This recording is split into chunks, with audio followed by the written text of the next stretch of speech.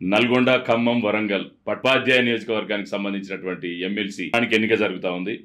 మరి దాన్ని మీరు మీ భుజస్కంధాల మీద మీ వంతుగా మీరు మీ వ్యూహ రచన ఏ విధంగా ఉంది, ప్రచార సరళి ఏ విధంగా కొనసాగుతా ఉంది? నాకు కొత్తనే సార్ ఇది.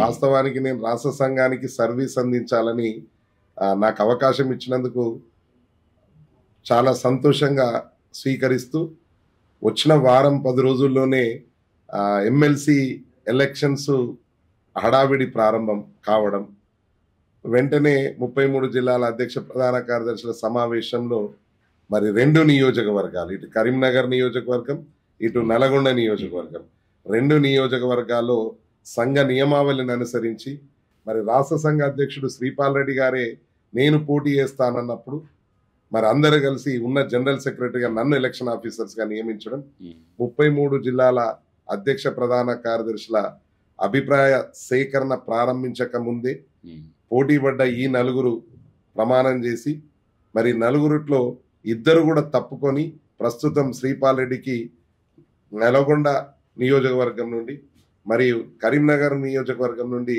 వంగా మహేందర్ రెడ్డి గారికి అవకాశం కల్పించారు. నా మొదటి వారం 10 రోజుల్లోనే వాళ్ళిద్దరికి మ్యాండేట్ ఇవ్వడం నిజంగా ఒక కొత్త అనుభూతి. నాకు మీరు బాధ్యతలు తీసుకున్న తర్వాత వెంటనే అవకాశం కల్పించడం, నా చేతి నుండి ఇట్లాంటి సంఘటన జరుగుతుందని నేను ఎక్స్పెక్ట్ చేయలే. కానీ అందరు కలిసి నాకు బాధ్యత ఇవ్వడం, ఆ బాధ్యతను మరి ఈ రోజు ఇద్దరికి కూడా మ్యాండేట్ ఇవ్వడం జరిగింది సంఘ పక్షాన.